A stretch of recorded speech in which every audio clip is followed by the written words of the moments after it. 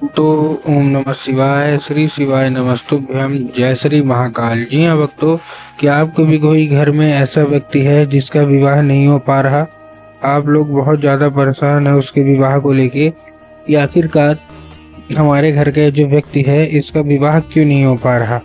आपने बहुत ज़्यादा मेहनत कर लिया, बहुत ज़्यादा प्रयास कर लिया कि उस व्यक्ति का जो विवाह है वो हो जाए, लेकिन कोई ना कोई अड़चन, कोई ना कोई समस्या आ रही है जिसके कारण उसका जो विवाह है वो होने का नाम ही नहीं ले रहा। आपको भी समझ में नहीं आता कि आखिर ऐसा क्या हो गया जिसके कारण उस व्यक्ति का जो विवाह है वो नहीं हो पा रहा। तो आपको परेशान होने की बिल्कुल भी आवश्यकता नहीं है, क्योंकि आज जो मैं आपके लिए उपाय लेके आया हूँ, अगर उसको आपने ध्यान से सुन के और अच्छे तरीके से कर लिया तो अवश्य रूप से सारी इच्छा मनोकामना जो है वो पूरी होनी ही होनी है।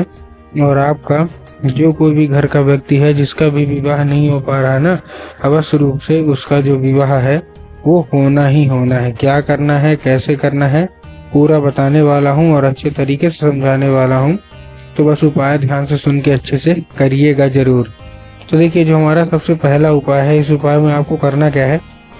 इस उपाय में सबसे पहले आपको लेना क्या है, आपको लेना है 3 काली मिर्च और साथ में आपको लेना है 1 धतूरा। क्या लेना है? 3 काली मिर्च लेना है और साथ में आपको लेना है 1 धतूरा। ठीक, ले लिए। लेने के बाद आपको क्या करना है, उसको अपने बच्चे के हाथ में देना है, और मतलब जिसका भी विवाह नहीं हो पा रहा उसके हाथ में देना है, और उसको भेज देना है कहाँ? सीधे सीधे शिव मंदिर। अब जैसे ही आपका जो बच्चा है वो शिव मंदिर पहुंचेगा, शिव मंदिर पहुंचने के बाद उसको बोलिएगा कि दक्षिण दिशा में खड़ा हो जाए और उत्तर की ओर अपना चेहरा कर ले।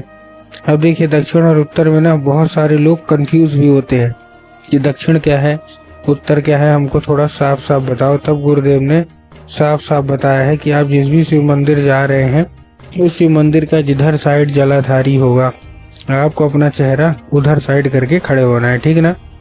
अब क्या करना क्या है, खड़े हो गए। खड़े होने के बाद एक नाम लेके, कौन सा? महादेव का बहुत ही सुंदर सा नाम है, श्रम्भेश्वर महादेव।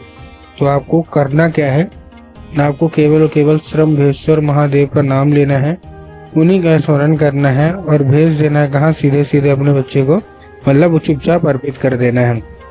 पूज्य गुरुदेव कहते हैं कि जो कोई भी व्यक्ति ये उपाय करता है तो उसका जो भी विवाह रुका हुआ होता है वो विवाह रुकने के अलावा हट जाता है, और फिर आगे चल के उसका जो विवाह है वो होता ही होता है। ठीक, ये था हमारा कौन सा? ये था हमारा सबसे पहला उपाय। देखिए, आपको पता है कि पूज्य गुरुदेव की जो कथा होती है उसमें लाखों की भीड़ आती है। कहाँ आती है भीड़? लाखों की भीड़ आती है।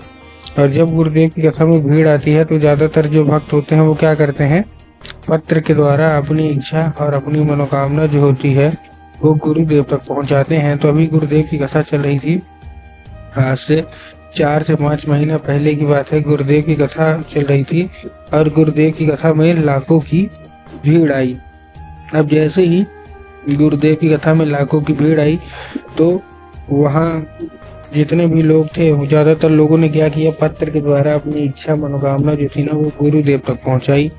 अब जैसे ही गुरुदेव के पास पत्र पहुंचा और गुरुदेव ने पत्र पढ़ा तो क्या हुआ, उन्होंने पत्र पढ़ा तो वहाँ देखा तो यही था कि गुरुदेव, हमारा जो मतलब बच्चा है उसका विवाह नहीं हो पा रहा, हम लोग बहुत ज़्यादा परेशान हैं, हमारे समझ में बिल्कुल भी नहीं आता कि आखिर ऐसा क्या हो गया जिसके कारण हमारा जो बच्चा है उसका विवाह नहीं हो पा रहा, कृपया करके कोई उपाय बता दें।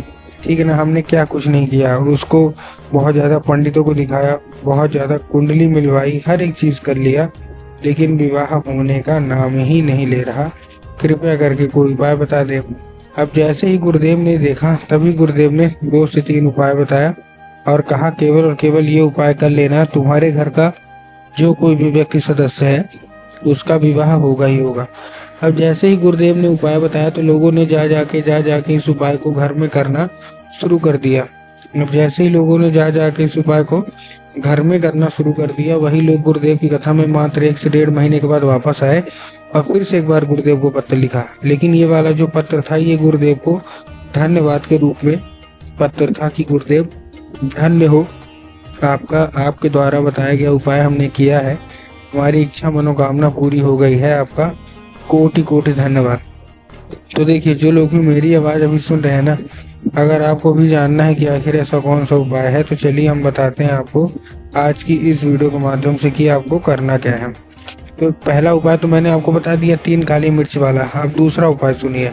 इस उपाय में आपको लेना है थोड़ा सा लाल चंदन, और लाल चंदन लेने के बाद पहुंच जाना है कहाँ? सीधा सीधा शिव मंदिर। लाल चंदन ले लिया, लाल चंदन लेने के बाद शिव मंदिर पहुंच गए।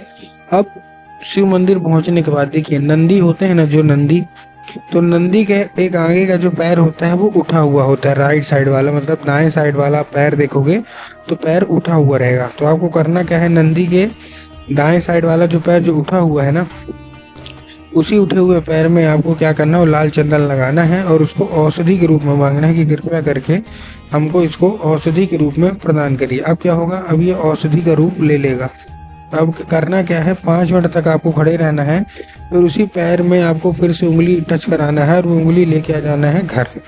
घर आने के बाद जहाँ आप लोग सोते हैं और जिधर साइड सर करके सोते हैं, उधर साइड की जो दीवार होगी ना, उसी दीवार में आपको क्या कर देना है, मतलब अर्पित कर देना है, लगा देना है। पूज्य गुरुदेव कहते हैं कि अगर आपने ऐसा कर लिया तो उस चंदन के साथ साथ सारी इच्छा मनोकामना जो है वो पूरी होनी ही होनी है। तो उम्मीद करता हूँ आज की जितना भी उपाय मैंने आपको बताया, सारा का सारा बहुत अच्छे तरीके से जो है समझ में आ गया होगा।